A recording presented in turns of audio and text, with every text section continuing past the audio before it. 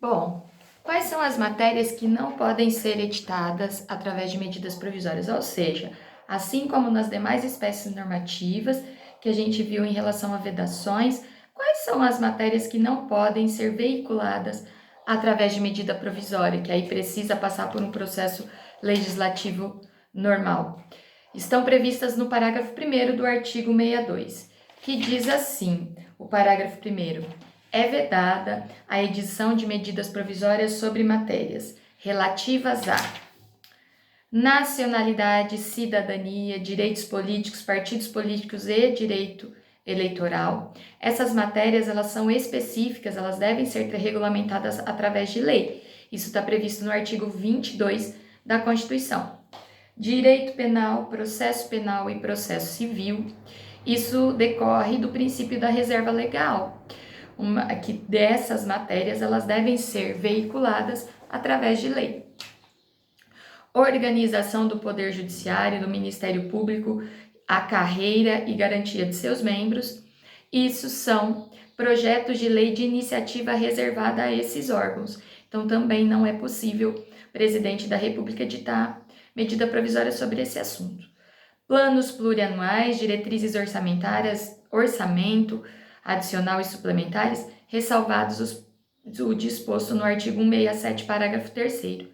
Matéria orçamentária não pode ser veiculada através de medida provisória. É matéria que deve ser veiculada através de lei, projeto de lei de iniciativa do presidente da República.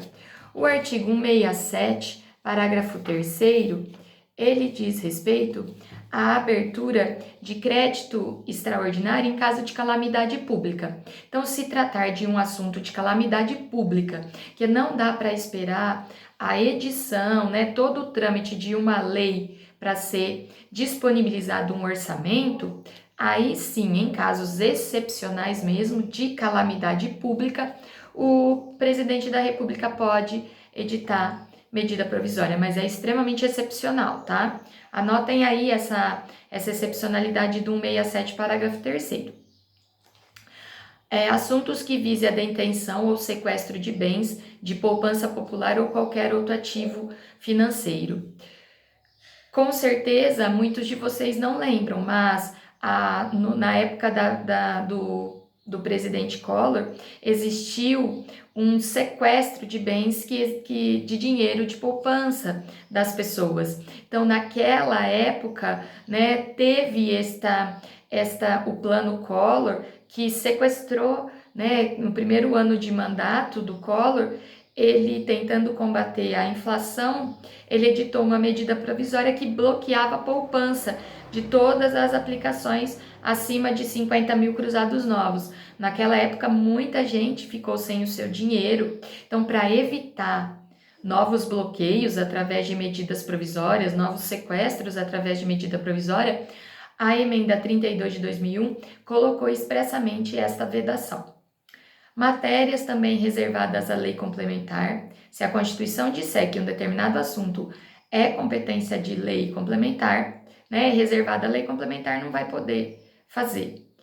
Já disciplinadas através de lei aprovada pelo Congresso, pendente de sanção ou veto do presidente da República. Então, se um determinado assunto já foi disciplinado pelo Congresso Nacional e só está pendente de sanção ou veto, não vai poder ser objeto de medida provisória. Serviços locais de gás canalizado, isso está previsto, é uma vedação que está prevista no artigo 25, parágrafo 2º da Constituição. Matérias reservadas à resolução da Câmara ou do Senado, ou matérias reservadas a decreto legislativo, que são matérias exclusivas das casas do Congresso Nacional. E a questão de tributação? Pode o presidente editar medidas provisórias sobre matéria tributária? O que fala o parágrafo 2º do artigo 62? O parágrafo 2º do artigo 62 diz o seguinte: medida provisória que implique instituição ou majoração de impostos, exceto os previstos no artigo 153, inciso 1, 2, 4, 5 e 154, inciso 2, só produzirão efeitos no exercício financeiro seguinte, se houver sido convertida em lei até o último dia daquele em que foi editada. Então, presidente pode editar medida provisória sobre impostos? Vocês precisam olhar as exceções, né, o que não é possível através dos artigos 153 e 154. Isso vocês vão estudar em direito tributário, tá, gente? Aqui a gente só dá uma noção geral.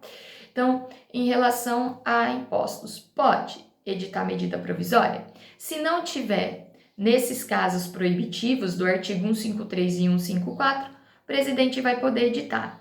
Mas para que ela possa ter vigência no ano seguinte, por causa do princípio da anterioridade tributária, esta matéria, editada através de medida provisória, tem que ser convertida em lei até o último dia do ano anterior, tá? Então, se a medida provisória que implicou em criação ou majoração de impostos que não esteja nem nenhum dos casos do 153 ou 154, previstos aqui expressamente, vai poder ser criado ou aumentado.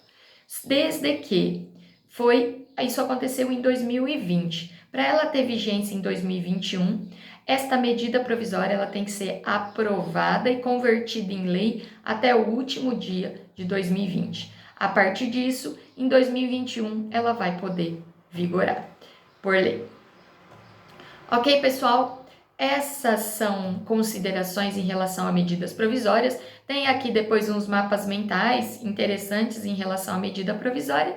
E aí a gente trata das últimas duas espécies, decreto legislativo e resolução.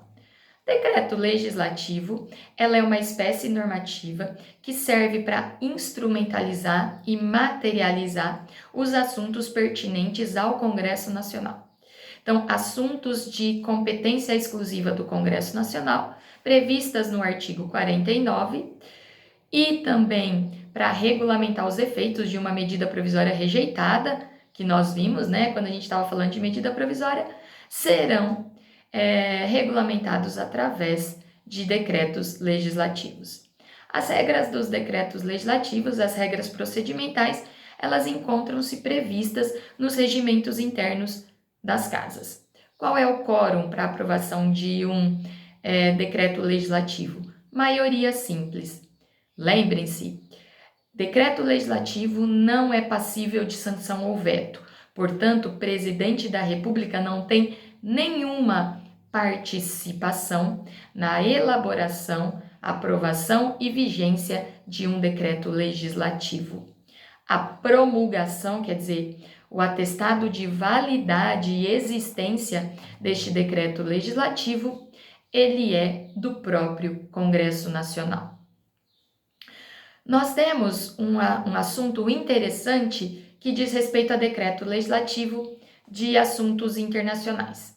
Então, a incorporação dos tratados internacionais no ordenamento jurídico brasileiro, ela é feita através de decreto legislativo. A Emenda Constitucional 45 de 2004, ela alterou o parágrafo 3º do artigo 5º da Constituição. Com certeza vocês já estudaram isso quando vocês estudaram o artigo 5º. O parágrafo 3º do artigo 5º da Constituição diz que os tratados e convenções internacionais sobre direitos humanos que forem aprovados em cada casa do Congresso Nacional em 2 turnos de votação, por 3/5 de votos dos respectivos membros, serão equivalentes a emendas constitucionais. Então, todo o tratado internacional entra no ordenamento jurídico com força de emenda? Não. Somente os tratados internacionais que versem sobre direitos humanos. Se o tratado internacional que verse sobre direito humano tiver 2 turnos de votação com aprovação de 3/5 em cada casa do Congresso, ela terá equivalência à emenda constitucional, se assim ele for votado. Isso é importante, tá, gente? Não se esqueçam, não é todo decreto decreto internacional que entra com força de emenda, somente os decretos internacionais que tratem de direitos humanos, ok? E onde está previsto, então, o decreto legislativo, ele serve para regulamentar os assuntos pertinentes ao Congresso Nacional e a vigência, né, a rejeição da medida provisória. E a resolução? Para que serve a resolução? A resolução ela é uma espécie normativa que serve para regulamentar matérias de competência privativa da Câmara e do Senado, aquelas matérias previstas no artigo 51 e no artigo 52, e também algumas matérias de pertinência do próprio Congresso Nacional, onde está disciplinado as matérias que são regulamentadas por resolução, assim como o decreto legislativo também está regulamentado no regimento interno da Casa, tá? Então, o regimento interno da Casa é que vai disciplinar as matérias que devem ser feitas através de resoluções. Quórum de aprovação simples, maioria simples, promulgação e publicação pelo presidente da Casa. Não há também aqui sanção ou veto. Presidente da República não tem participação nenhuma em resolução. O projeto, se ele for só de competência da Câmara, vai ser uma resolução só da Câmara, não vai passar pelo Senado. Competência só do Senado, não vai passar pela Câmara. Ok, pessoal? Então, a resolução onde está disciplinada? No regimento interno de cada uma das casas. Só vai ter tramitação bicameral se disser respeito ao Congresso Nacional. Com isso, a gente encerra as espécies normativas, deixando somente falando um pouco da questão fiscalizatória, que nós já até falamos, né, dessa função fiscalizatória do Poder Legislativo. O Poder Legislativo, ele tem a função de fiscalizar, e isso é a função típica, né? Nós estudamos que o Legislativo é o único dos poderes que tem duas funções típicas, legislar e fiscalizar. Isso está previsto no artigo 70, a fiscalização do Legislativo sobre o Executivo, né? Essa fiscalização contábil, financeira e orçamentária, operacional e patrimonial da União e das entidades da administração direta e indireta, quanto à legalidade, legitimidade, economicidade, aplicação de subvenções e renúncia de receitas, será exercida pelo Congresso Nacional, mediante o controle externo e pelo sistema de controle interno de cada poder. Então, ao Legislativo cabe fazer essa função fiscalizatória não só da administração direta da União, como também da administração indireta, de todo, né? Cabe ao Legislativo fazer esta fiscalização. O controle externo, ele é feito pelo Congresso Nacional com o auxílio do Tribunal de Contas da União. O Tribunal de Contas da União também é um órgão de auxílio de fiscalização, que auxilia o Legislativo na fiscalização do Executivo. E o TCU, que é o Tribunal de Contas da União, ele é composto por 9 ministros. Então, o TCU ele é composto por 9 ministros que têm as mesmas prerrogativas, vencimentos, impedimentos e garantias dos ministros do STJ.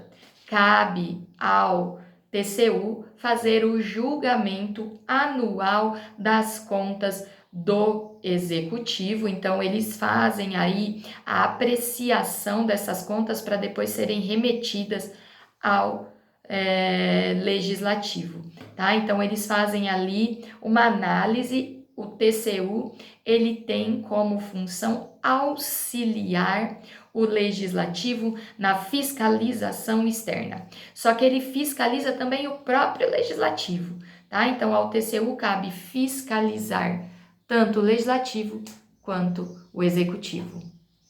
Beijo, pessoal! Até a próxima!